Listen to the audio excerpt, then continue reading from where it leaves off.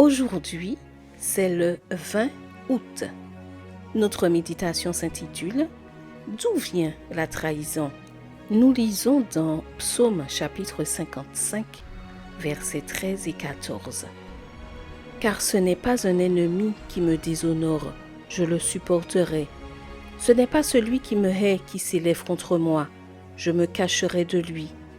C'est toi, un homme comme moi, mon confident, toi que je connais bien. » Pour qu'une offense soit qualifiée de trahison, il faut qu'elle vienne de l'intérieur, d'un proche, d'une personne qui en face t'a promis amour et loyauté, car on ne trahit que ce dont on a promis de prendre soin.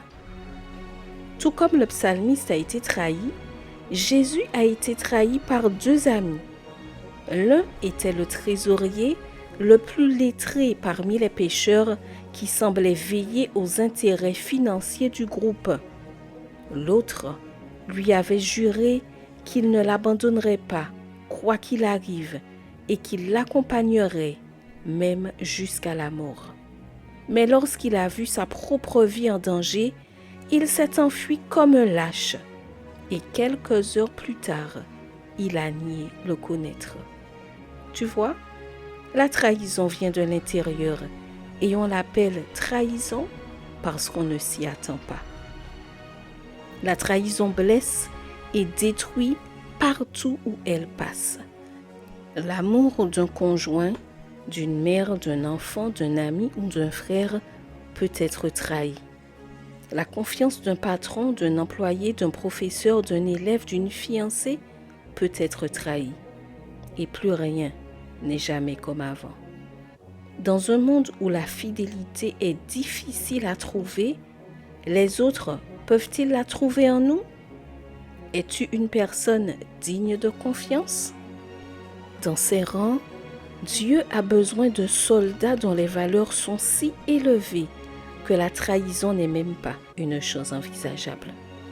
En cette fin des temps, Jésus cherche des femmes qui sont mères, filles, épouses, grand-mères, belles-sœurs, tantes, nièces.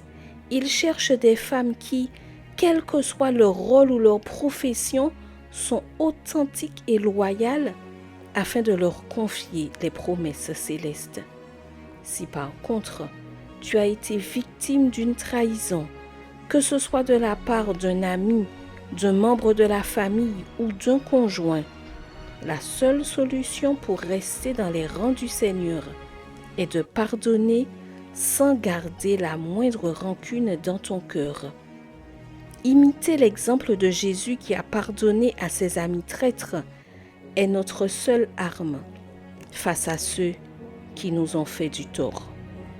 La bonne nouvelle, c'est que Jésus ne te trahira jamais et qu'il te donnera le courage de pardonner à celui qui t'a tant fait souffrir.